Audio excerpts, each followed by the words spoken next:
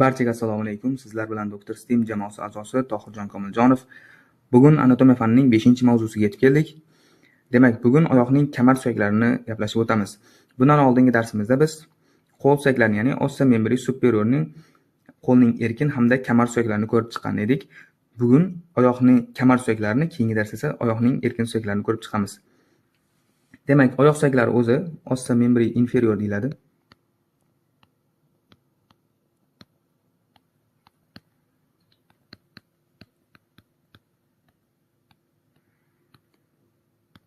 Ossa membri inferior o'zi ikkiga ajratiladi. Ya'ni oyoqning erkin suyaklari hamda oyoqning kamar suyaklariga. Demak, oyoqning erkin suyaklariga ossa membri liberi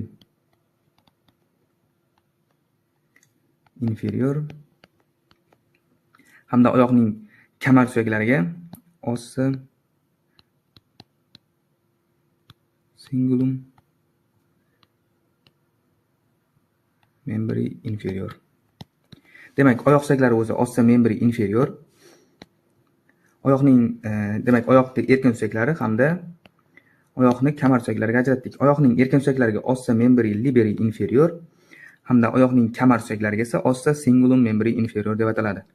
Demak, bugun ko'radiganimiz oyoqning kamar suyaklarini ko'rib chiqamiz. Demak, endi oyoq suyaklari, ya'ni ossa membri inferiorisni demak yuqorida ko'rdik. Erkin hamda kamar suyaklariga ajratildi. Demak, har bitta suyakni qismlarini ko'rib chiqamiz bir chekkadan. Birinchi o'rinda demak oyoq suyaklarini ko'rdik yuqorida, pelvis kamari, ya'ni kamar suyaklari hamda oyoqning erkin qismiga ajratiladi. Demak, pelvis kamariga cingulum pelvicum, ya'ni bunga os coxae kiradi, ya'ni chanoq suyagi yoki pelvis suyagi ham deb ataladi. Demak, erkin suyaklarimizga esa pars liberi membri inferioris, ya'ni oyoqning erkin qismi. Oyoqning erkin qismiga birinchi o'rinda son suyagi, ya'ni femur kiradi. Patella tizza qopqog'i, tibia katta boldir suyagi, fibula kichik boldir suyagi hamda oyoq suyaklari ossa pedis. Oyoq suyaklari ossa pedis ham yuqorida qo'l suyaklari singari bular ham 3 guruhga ajratiladi. Ya'ni birinchi ossa tarzi, ya'ni tarzal suyaklar, ossa metatarzi, metatarzal suyaklar hamda falanga, ya'ni falangislarga ajratiladi. Demak, mana bu rasmni ham ko'rishimiz mumkin. Mana bu bir qismi, ya'ni oyoqning kamar suyagi, ya'ni harakatsiz bo'ladi hamda pastki qismlari esa oyoqning demak erkin suyaklari. Son suyagi femur hamda tizza qopqog'i, patella, katta boldir suyagi tibia, kichik boldir suyagi fibula hamda ossa pedis, ya'ni oyoq suyaklariga ajratiladi. Mana shu qismlari demak bizda oyoqning kamar suyaklari hamda oyoqning erkin suyaklariga ajratiladi. Birinchi chanoq suyagini ko'rib chiqamiz, ya'ni oyoqning kamar suyagi. Chanoq suyagi lotin tilida os coxae deb ataladi. Demak, vazifasi gavda og'irligini oyoqqa o'tkazib berish vazifasini bajaradi. Ya'ni gavda og'irligini, umumiy gavda og'irligini oyoqqa o'tkazib beradi, teng taqsimlab beradi hamda chanoq bo'shliq a'zolarini himoya qilib turadi. Ya'ni chanoq bo'shlig'ida joylashgan jinsiy a'zolarni himoya qilishda ishtirok etadi. Demak, chanoq suyagi son suyagining boshchasi kirib turadigan chuqurcha mavjud. Sirka kosachasi yoki bo'lmasa quymuch kosasi deb ataladi. Ya'ni acetabulum, lotinchasiga aytganda acetabulum. Acetabulumga nisbatan chanoq suyagi 3 ta qismdan tarkib topgan bo'ladi, ya'ni 3 ta suyakka ajratiladi. Birinchisi bu os ilium, ya'ni yonbosh suyak. Demak, mana bu qismda ko'rishimiz mumkin. Yonbosh suyagimizda os ilium, yonbosh suyak hamda os ischi, quymuch yoki bo'lmasa o'tirg'ich suyak ham deb ataladi. Hamda os pubis, ya'ni qov suyagiga ajratiladi. Mana shu acetabulum, ya'ni quymuch kosasi hisobiga bizda 3 ta suyak hosil bo'lyapti. Mana shu 3 ta suyagimiz yonbosh suyak, o'tirg'ich suyak hamda qov suyaklarining korpuslari, ya'ni tanalari birlashib bizda quymuch kosasini, ya'ni acetabulumni hosil qilib beradi. Endi acetabulumni, ya'ni qismlari bilan ko'rib chiqamiz, ya'ni quymuch kosachasini. Xo'p, demak, acetabulum quymuch kosasi 3 ta suyakning o'zaro birlashib, korpuslarini birlashishdan hosil bo'ladi. Demak, acetabulumda mana bu rasmda ko'rishimiz mumkin. Ko'k rangda ko'rsatilgani bu demak bizda yarim oysimon yuzasi, ya'ni fascies lunata qismi. Hamda markazida joylashgan chuqurchasi mavjud, ya'ni bu fossa acetabuli joylashgan bo'ladi. Mana shu sohasi demak fossa acetabuli. Yarim oysimon yuzasini mana bu qismda ochiq qolgan qismi bu insuzura acetabuli, ya'ni demak bizda ko'rdik. Demak, atsetabulimni fosfatsitabuli, ya'ni quyma ichki ko'satchi chuqurchasi hamda insizura atsitabuli va yarim oysimon yuzani ko'rdik. Va yarim oysimon yuzaning yon tarafida bizda hosil bo'lyapti qirrasi, ya'ni margo atsitabuli yoki bo'lmasa limbus atsitabuli. Quyma ichki kosasining qirg'og'i yoki bo'lmasa qirrasi hosil bo'ladi. Va mana shu quyma ichki kosasi demak yonbosh suyagi, demak qov suyagi hamda o'tirg'ich suyaklarining qo'shilishi natijasida hosil bo'ladi bizda atsetabulim. Ya'ni bularning uchala suyaklarning korpuslari birlashib bizda quyma ichki kosasini hosil qilib beryapti. Demak, birinchi o'rinda yonbosh suyagini ko'rib chiqamiz, ya'ni os ilium. Yonbosh suyagini umumiy chanoq qismidan ajratib olishimiz kerak. Bizda demak yonbosh suyagi yuqorgi qismiga to'g'ri keladi. Mana shuni yuqorgi qismi yonbosh suyagi hamda o'tirg'ich suyagi va qov suyagiga ajratiladi. Demak, yonbosh suyagining asosiy qismlari. Yonbosh suyagining asosiy qismlari birinchi o'rinda tanasi, ya'ni atsetabulimni hosil qilishda ishtirok etadigan, mana bu yashil rangda berilgan, demak atsetabulimni hosil qilishda ishtirok etadigan yonbosh suyagining korpus os ilium qismi. Hamda qanot qismi mavjud, yuqorgi qismi qanoti, ya'ni yonbosh suyagining qanoti. Ala os ili S shaklda joylashgan bo'ladi, serbar plastinkadan iborat bo'ladi hamda yuqorisi keng va yupqa qismdan tashkil topgan bo'ladi. Demak, ala qanotida, demak yuqorgi qismini ko'rishimiz mumkin bizda spina crista iliacani. Ya'ni mana shu qismi yuqorgi qismi demak qirrasi, crista iliacani ko'rishimiz mumkin. Bu chanoq suyagining oldindan ko'rinishi, anterior qismi, anteriordan qaralganda.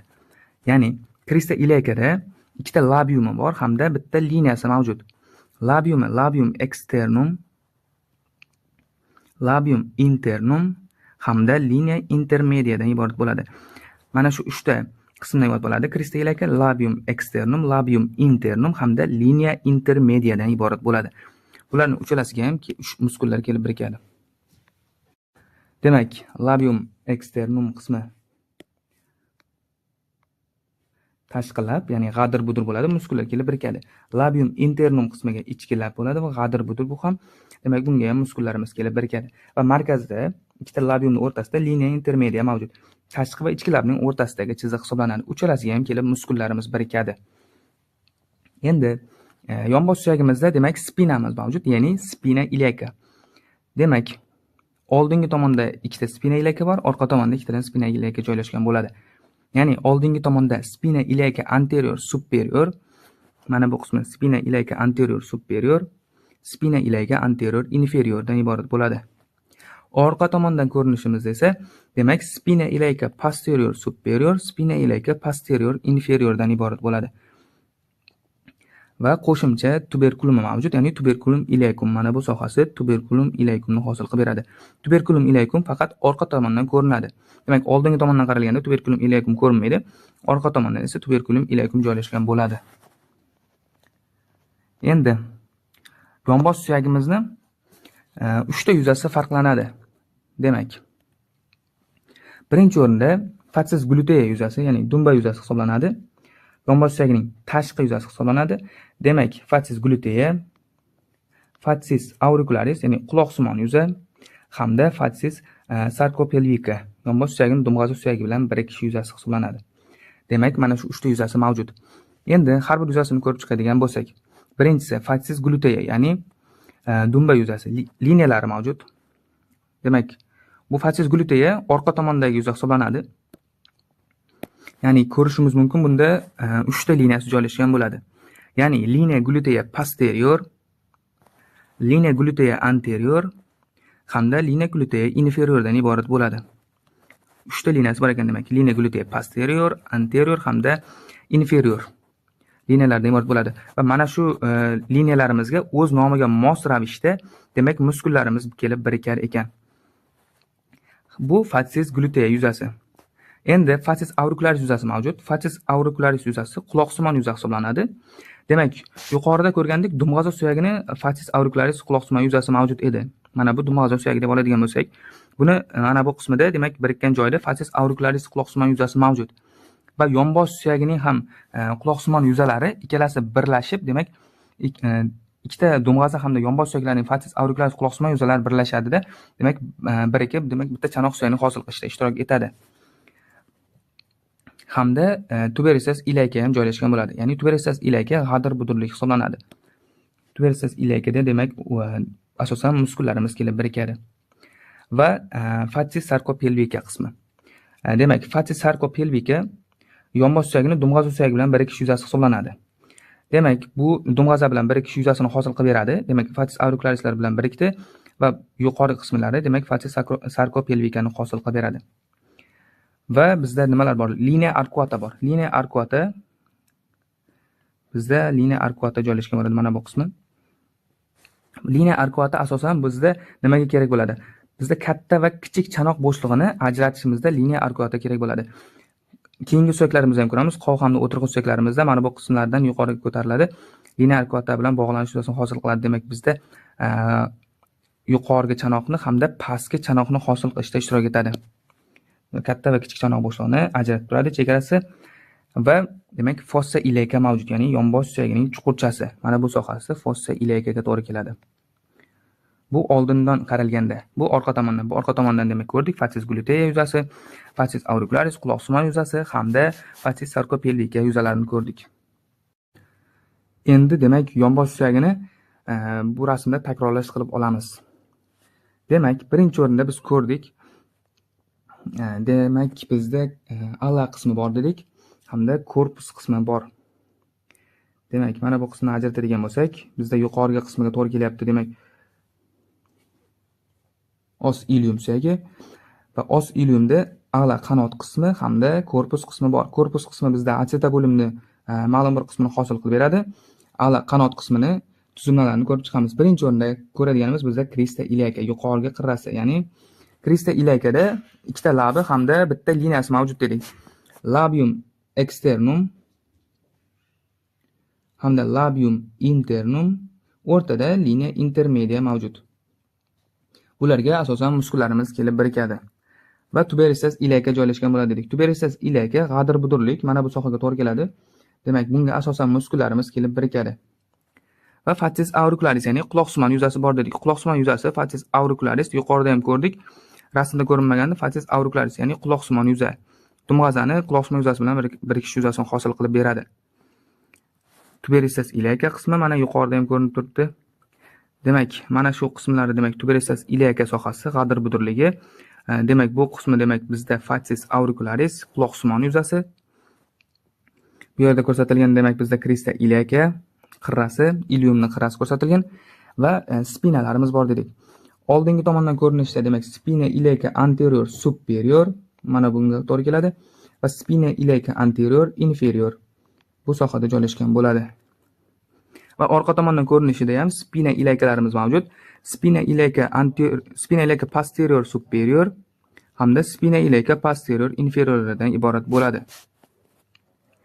Demak, yuqorida ko'rdik fossa ilayka chuqurchasi bor hamda linea arcuata bor. Linea arcuata pastga tomon davom etadi-da. Demak, bizda pecten osis pubisga davom etadi. Linea arcuata demak bizda yuqorgi va katta va kichik chanoq bo'shlig'ini ajratishda ishtirok etadigan qismi hisoblanadi. Bu yerda ham ko'rishimiz mumkin spina ilayka anterior superior, anterior inferiorlarni. Va bizda eminenti iliopubica qismi ham mavjud. Eminenti iliopubica. Endi ikkinchi suyagimiz, ya'ni os ischiy, ya'ni o'tirg'ich suyagi haqida ma'lumotlar ko'rib chiqamiz. Ya'ni os ischiy, o'tirg'ich suyagi demak ikkita qismdan iborat bo'ladi. Ya'ni tanasi acetabulimni hosil qilishda ishtirok etadigan korpus qismi mana bu qismga to'g'ri keladi hamda shoxi mavjud, ya'ni ramus os ischiydan iborat bo'ladi. Ya'ni ischiopubik shoxni hosil qilishda ishtirok etadi. Demak, bizda acetabulimni hosil qilyapti tanasi, korpus qismi hamda ramus qismidan iborat bo'ladi. O'tirg'ich suyagimiz. Demak, va qo'shimcha qismlarni ko'ramiz. Qo'shimcha qismlari birinchi o'rinda ko'rishimiz mumkin bo'ladi tuber ischiadicum, ya'ni quymuch do'mbog'i. Quymuch do'mbog'i mushaklar hamda boylamlar birikadigan joy hisoblanadi. Son bo'g'imi bukilganda paypaslab ko'rish mumkin bo'ladi. Demak, tuber ischiadicum mana bu sohaga to'g'ri keladi. Demak, mana shu sohamiz bizda tuber ischiadicumni hosil qilib beradi. Demak, insura ischiadikalar mavjud. Insura ischiadikalarni hosil qilishda bizda spina ischiadika mavjud, ya'ni quymuch o'tkir o'sig'i. Spina ischiadika hisobiga bizda insuralar hosil bo'lyapti. orqa tomondan ko'rinishda qisman ko'ringan. Mana bu qismi spina ischiadaka hisoblanadi. Demak, teskarisidan bo'ladi. Oldingi tomondan qisman ko'ringan, orqa tomondan esa spina ischiadakani aniq ko'rishimiz mumkin. Mana bu qismi spina ischiadaka hisoblanadi. Demak, spina ischiadaka hisobiga bizda insizura ischiadaka minor hamda insizura ischiadaka mayor hosil bo'lib beradi. Bizda mana insizura ischiadaka minor qismi va insizura ischiadaka mayor qismini hosil qilib beradi spina ischiadaka va pastki qismi esa tuber ischiadakum. Demak, mana bu yoqda ham ko'rishimiz mumkin. Katta va kichik o'ymalarning orasidagi chegara hisoblanadi. Mushak va boylamlar birikadigan joy. Yuqorisida demak insizura ischiadaka mayor, spina iliaca anterior, inferior va spina ischiadaka orasida joylashgan bo'ladi. Ya'ni insizura ischiadaka mayor. Ya'ni spina iliaca anterior, inferior va spina ischiadaka orasida joylashgan bo'ladi. Pastda esa insizura ischiadaka minor mavjud. Demak, os ischiy suyagimizda nimalar bor? Qaytadan bir takrorlab olamiz. Demak, korpus qismi bor ekan, acetabulimni hosil qilib berdi hamda ramus, ya'ni bitta shoxi mavjud. Demak, shoxini pastki qismida, demak, tayanib o'tirishimiz mumkin bo'lgan qismi bu tuber ischiadakum, ya'ni do'mboqchasi mavjud. Va spina ischiadaka joylashgan bo'ladi. Mana bunda ko'rishimiz mumkin. Spina ischiadaka hisobiga bizda demak ikkita kemtik hosil bo'lib beradi. Insizura ischiadaka mayor va insizura ischiadaka minorni hosil qilib beradi. Mana shu qismlar demak bizda os ischiy, ya'ni o'tirg'ich suyagining qismlari hisoblanadi. Va oxirgi 3-suyagimiz qov suyagi, ya'ni os pubis. Qov suyagi demak bizda qov suyagimiz 3 ta qismdan iborat bo'ladi. Ya'ni korpus qismi bor, ya'ni acetabulimni hosil qilishda ishtirok etadigan korpus qismi ranglarda sal almashib qolingan. Mana bu qismi korpus qismi hisoblanadi. Va yuqorgi va pastki shoxlari mavjud. Ya'ni ramus superior osis pubis, ramus inferior osis pubis. Demak, bunda ajratib olishimiz mumkin. Demak, mana shu qismdan yuqorisi os ilium, demak, mana shu qismi bizda demak o'tirg'ich suyagi os ischiy va yuqorgi qismlar esa os pubis, ya'ni qov suyagini hosil qilib beradi.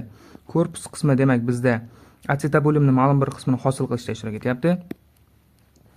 Va demak qismlarga keladigan bo'lsak, pubik simfiziga bog'langan bo'ladi. Tuberkulum pubikum mavjud. Asosan boylamlar birikadi. Demak, tuberkulum pubikum qaysi soha? Tuberkulum pubikum mana bu sohaga to'g'ri keladi. Demak, bizda tuberkulum pubikum barobarga belgilangan tuberkulum pubikum qismi. Va tuberkulum pubikum bor. Keyin tuberkulum pubikumning yonida demak crista pubica joylashgan bo'ladi. Asosan mushaklar birikadi. Mana bu sariq qismi demak bizda crista pubica qismiga to'g'ri keladi. Demak, bu oldindan ko'rinishi, orqadan ko'rinishi. Demak, tuberkulum pubikum yonida crista pubica joylashgan bo'ladi va ikkita chanoqni bir-biriga birlashtirib turadigan facies symphysalis qismi mavjud. Ya'ni mana shu qismi demak bizda facies symphyzalisni hosil qilib beradi. Demak, bu pubik simfiz bo'g'imi hisoblanadi. Endi shoxlariga keladigan bo'lsak, yana qo'shimcha shoxlarda nimalar bor? Demak, crista obduratoriya joylashgan bo'ladi. Ya'ni crista obduratoriya bu foramen obduratorium demak teshigini yuqorgi tomonda joylashgan bo'ladi. Crista obduratoriya. Va pecten osis pubis mavjud. Pecten osis pubis mana bu sohaga to'g'ri keladi. Demak, yuqorida ham ko'rdik pecten osis pubisni. Pecten osis pubis davom etadida, demak bizda linea terminalisga davom etadi. Linea terminalis bu hosil bo'ladi. Bu asosan pecten osis pubis ham bizda katta va kichik chanoq bo'shlig'ini ajratishda ishtirok etadi. Va pastki shoxi bor, ramus inferior. Ramus inferiorda eng pastki qismida bizda crista fallica qismi mavjud. Ya'ni crista fallica erectal tanalari boshlanish qismi hisoblanadi, crista fallica qismi. Demak, os pubisda bitta takrorlab olamiz. Asosiy 3 ta qismi bor dedik. Korpus qismi, demak, acetabulimni hosil qilib berdi. Demak, keyin yuqorgi va pastki shoxi bor dedik. Ramus superior osis pubis, ramus inferior osis pubis. Ramus superior osis pubisda demak bizda tuberculum pubicum qismi, crista pubica qismi hamda facies symphysalis qismi bor. Va yuqoriga tuberculum pubicumdan keyin pecten osis pubisga davom etadi. Ramus inferiorda esa demak bizda crista fallica qismi bor va ramus superior hamda inferiorni chegaralab turadi. Demak, foramen obduratorium qismini chegaralab beradi. va foramen abduratoriumning yuqori tomonida crista abduratoria joylashgan bo'ladi. Demak, bu tuzumlarning barchasi demak qov suyagi, ya'ni os pubisga tegishli. Demak, mana bu rasmda ham ko'rishimiz mumkin. Os ischiy hamda os pubisni qismlarini ko'rib chiqamiz. Demak, os pubisda ramus os superior os pubis bor, ramus inferior os pubis bor dedik. Ikkita shoxi bor dedik va hamda bu yerda korpus qismini hosil qilib beradi. Korpus qismi demak bizda acetabulimni hosil qilishda ishtirok etyapti. Yuqorgi shoxida nima bor? Pectin os pubis bor. Pectin os pubis linea arcuataga davom etadi va linea terminalisni hosil qilishda ishtirok etadi. Pectin os pubis demak tuberculum pubicum bor. Tuberculum pubicum ko'rinmagan. Mana tuberculum pubicum qismi bor. Mana shu qismi tuberculum pubicum va crista pubica joylashgan bo'ladi. Va yuqorida ko'rdik fasciae symphysalis bo'g'im yuzasi. Simfiz bo'g'imi hosil qilishda ishtirok etadi. Demak, foramen abduratorium joylashgan bo'ladi. Foramen abduratoriumda demak yuqori tomonda sulcus abduratorius mavjud va crista abduratoria ham joylashgan bo'ladi. Endi abduratorium qismida ikkita domboqchasi bor. Tuberculum abduratorium anterius hamda tuberculum abduratorium posteriuslardan iborat bo'ladi. Ya'ni oldindan ko'ringanda demak anterius domboqchasi hamda posterius domboqchalardan iborat bo'ladi va foramen abduratorium qismi. Endi os ischiyadagi os ischiyni ko'rib chiqamiz. Os ischiyda korpus os ischiy hamda ramus os ischiydan iborat bo'ladi. Ramus os ischiyda ko'rdik bizda tuber ischiyada kim joylashgan bo'ladi hamda spina ischiyadagi mavjud. Spina ischiyadagi bizda incisura ischiyadagi minorni hosil qilib beradi hamda incisura ischiyadagi mayorni hosil qilishda ishtirok etadi. Demak, shular spina ischiyadagi yuqori qismi katta kemtikni hosil qilishda, pastki qismi kichik kemtikni hosil qilishda ishtirok etadi. Hamda tuber ischiyada ham joylashgan bo'ladi. Demak, os ilumni ko'rib chiqdik. Demak, o'tirg'ich va hamda qov suyaklarini ko'rib chiqdik. Endi chanoq suyagi, ya'ni pelvis haqida umumiy ma'lumotlarni ko'rib chiqamiz. Pelvis bu ikkita chanoq suyagini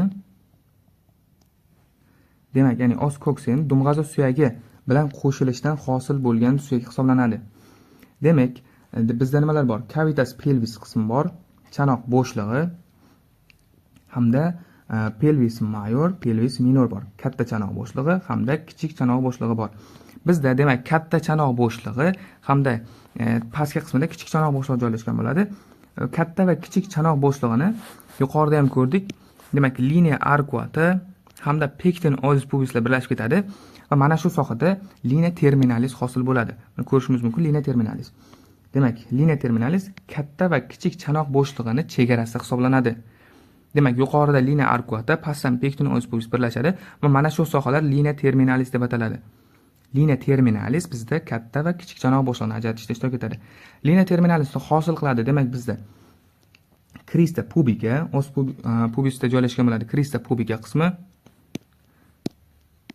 Demak, crista pubica, demak, pectin os pubis, yuqorida ham aytdik pectin os pubis, keyin linea arcuata, pectin os pubis, linea arcuata hamda promontorium. Promontorium biz dumg'aza suyagida ham o'tgandik. Promontorium demak dumg'aza suyagiga, demak bel suyagi o'tirganda mana shu dumg'aza suyagining korpus qismida demak ozgina bo'rtq hosil bo'ladi. Mana shu qismi nisbatan bo'rtib chiqqan bo'ladi. Mana shu qismi promontorium deb ataladi. Promontorium ham demak bizda linea terminalisni hosil qilishda ishtirok etadi. Endi chanoq suyagida ikkita ochilishlari bor. Ya'ni apertura pelvis superior, apertura pelvis inferiordan iborat bo'ladi. Ya'ni apertura pelvis superior yuqorgi chanoq teshigi hamda apertura pelvis inferior pastki chanoq teshigidan iborat bo'ladi. Demak, yuqorgi teshik chegarasi linea terminalis yo'nalishi bo'yicha chegaralangan bo'ladi. Demak, pastki teshik bo'ladigan bo'lsa, oldingi tomondan qov simfizi, ramus superior os pubis, orqa tomondan dum suyagi, ya'ni os coccyx va yon tomondan esa tuber ischiyadicum bilan chegaralangan bo'ladi. Bu kichik chanoq bo'shlig'ining ochilishi hisoblanadi. Demak, katta chanoq bo'shlig'i linea terminalis bo'yicha chegaralangan bo'ladi. Kichik chanoq bo'shlig'i oldingi tomondan qov simfizi hamda ramus superior os pubis, os coccyx hamda yon tomondan tuber ischiyadicum bilan chegaralangan bo'ladi. Umumiy katta va kichik chanoq bo'shlig'i, katta va kichik chanoq bo'shlig'ini linea terminalis ajratyapti. Va cavitas pelvis qismi va demak linea terminalis hosil qilishda ishtirok etadigan Tuzilmalarimiz crista pubica, pecten os pubis, linea arcuata hamda promontorium bo'rtqichasi, demak linea terminalisini hosil qilishda ishtirok etadi. Bularning barchasi bizda katta va kichik chanoq bo'shlig'ini hosil qilib beradi. Endi yana bir muhim qismlardan biri bu chanoq o'lchamlari. Demak, chanoq o'lchamlarini ko'rib chiqamiz. Chanoq o'lchamlari distansiyalar hamda konjugatalar mavjud va diametrlar mavjud. Endi birinchi ko'rib chiqadiganimiz bular distansiya. Distansiyalar 3 ta distansiyasi farqlanadi. Bizda demak distansiya intercristalis, bular asosan crista iliaca orasidagi masofa, distansiya interspinoza, spina iliaca anterior superior orasidagi masofa hamda distansiya intertrachanterica, ya'ni trachanterica major orasidagi masofa hisoblanadi. Endi bularni bir chekkadan ko'rib chiqamiz. Distansiya intercristalis, spinoza hamda intertrachanterica. Demak, mana bu rasmda ko'rishimiz mumkin. Birinchi o'rinda distansiya interspinoza. Distansiya interspinoza bu asosan spina iliaca anterior superior. Mana bu qismi demak spina iliaca anterior superior bo'yicha tortiladi. Distansiya interspinalis. Va distansiya intercristalis bor. Distansiya intercristalis demak bizda crista iliaca mana shu sohasiga to'g'ri keladi. Crista iliacada ikkita crista iliaca qismiga nisbatan tortiladi distansiya intercristalis. Va distansiya intertrachanterica bor. Demak, acetabulium qismini ko'rdik, quymich kosasi, mana bu qismda demak quymich kosasi bor dedik va mana shu quymich kosasiga femurni demak oyoq suyagini boshchasi kirib turadi dedik. Va oyoq suyagining kaput qismida yon tomonida trachanterica major bor hamda trachanterica minor joylashgan bo'ladi. Va mana shu ikkita trachanterikalar orasiga tortilgan bo'ladi. Demak, distansiya intertrachanterica qismi. Demak, distansiya intertrachanterica demak buni femurda ko'ramiz, son suyakda ko'ramiz. Demak, son suyakning katta ko'st qismi trachanterica majorga nisbatan olinadi. Demak, trachanterica majordan ikkita trachanterikalar orasiga tortiladi distansiya intertrachanterica. Spina iliaca anterior superiorlar orasiga tortiladi distansiya interspinalis hamda crista iliaca orasiga tortiladi distansiya intercristalisdan iborat bo'ladi. Mana shu 3 ta qismdan iborat. Endi konjugatalarni ko'rib chiqamiz. Konjugatalarimiz demak bizda 3 ta konjugata mavjud. Konjugata eksterna, chanoqning tashqi to'g'ri o'lchami, konjugata vera, haqiqiy to'g'ri o'lchov hamda konjugata diagonalis, diagonal o'lchovdan iborat bo'ladi. Endi mana bu rasmda ham ko'rishimiz mumkin konjugatalarimizni.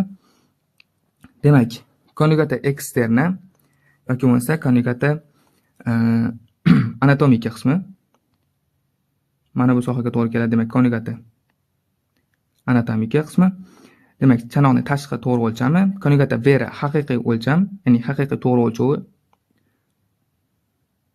va konjugata diagonalislardan iborat bo'ladi. Va yana bitta konjugatamiz mavjud. Bu asosan rektum bilan bog'langan konjugata rektadan iborat bo'ladi. Va mana shu 4 ta konjugatalarimiz mavjud. Va diametrlarimiz mavjud. Diametrlarimiz diametr transversi bor. Kondalang diametr hisoblanadi. Diametr obliqua qismi bor. Dexter hamda sinister qismlardan iborat bo'ladi. Hamda diametr rektadan iborat bo'ladi. Demak, bu to'g'ri diametrdan iborat. Endi har bir diametrlarni, konjugatalarimiz, distansiyalarimizni normal holatdagi normalarni ko'rib chiqamiz. Demak, katta va kichik chanoq o'lchamlari. Katta chanoq o'lchamlariga demak ko'ramiz. Bizda katta chanoq o'lchami distansiya interspinoza, ya'ni spina iliaca anterior superior orasidagi normamiz bizda 25-26 cm ni tashkil etadi. Distansiya intercristalis, ya'ni bu crista iliacalar orasida tortilgan distansiya hisoblanadi. Bu 28-29 cm dan iborat bo'ladi. Distansiya intertrachanterica bor. Bu trachanterica majorlar orasida tortilgan bo'ladi. 30-31 cm dan iborat. Va konjugata katta chanoq o'lchamida konjugata eksterna mavjud, ya'ni 20-21 cm dan iborat bo'ladi. Demak, endi kichik chanoq o'lchami. Kichik chanoq o'lchamlariga ko'rib chiqamiz. Demak, biz birinchi o'rinda konjugata vera haqiqiy o'lchov.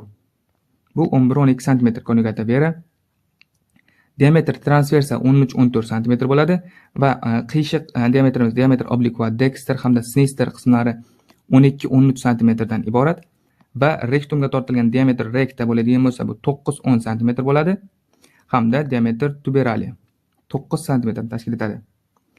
Demak, bizda eng asosiy klinik o'lcham bu konjugata diagonalis hisoblanadi. Diagonal o'lchovi. Ya'ni o'lchanganda bu o'lcham necha santimetr chiqsa, shunga 9 doimiy son qo'shiladi. Va hosil bo'lgan natija konjugata eksternaga teng bo'lishi kerak. Bu normal holatda. Demak, bu distansiyalarimiz, konjugatalarimiz nima uchun kerak? Ayniqsa homilador ayollarda, demak, normal holatda tug'a olishi uchun chanoq o'lchamlarini normani bilishimiz kerak bo'ladi. Agar nisbatan normadan kichik bo'ladigan bo'lsa, bularga normal holatda tug'ishga ruxsat berilmaydi, chanoq o'lchami agar kichik bo'ladigan bo'lsa. Va mana shu o'lchamlarga monan biz o'lchab ko'rib, tabiiy tug'ruqqa ruxsat berishimiz mumkin bo'ladi. Endi chanoq o'lchamlarining jinsiy farqlarini ko'rib chiqamiz, ya'ni tafovutlarini ko'rib chiqamiz. Ayollarda va erkaklarda farqli jihati. O'zi chanoqni ko'rganimizda erkaklar va ayollarda, demak, erkaklarda uzunroq va torroq bo'ladi, ayollarda kengroq va qisqaroq joylashgan bo'ladi. Endi bir chekana ko'rib chiqamiz anatomik tuzilmalarini. Birinchi o'rinda promontorium, ya'ni bo'rtq qismi. Promontorium ayollarda nisbatan kamroq chiqqan bo'ladi, erkaklarda esa ko'proq chiqib turadi. Ya'ni mana bu sohasi promontorium sohasi. Yuqorida ham ko'rdik, bu yerda demak dumg'azani qismida joylashgan promontorium. Va chanoqning kirish qismi apertura pelvis superior, yuqoriga kirish qismi ko'ndalang oval shaklda joylashgan bo'ladi ayollarimizda, demak erkaklarimizda esa yurak shaklida joylashgan bo'ladi. Hamda yonbosh suyak qanoti, ya'ni alla os ili. Alla os ili kengroq ochilgan, mana bu qismda ko'rishimiz mumkin. Alla os ilini kengroq bo'ladi ayollarimizda, demak erkaklarimizda torroq joylashgan bo'ladi, nisbatan ancha tor va uzunroq joylashgan bo'ladi.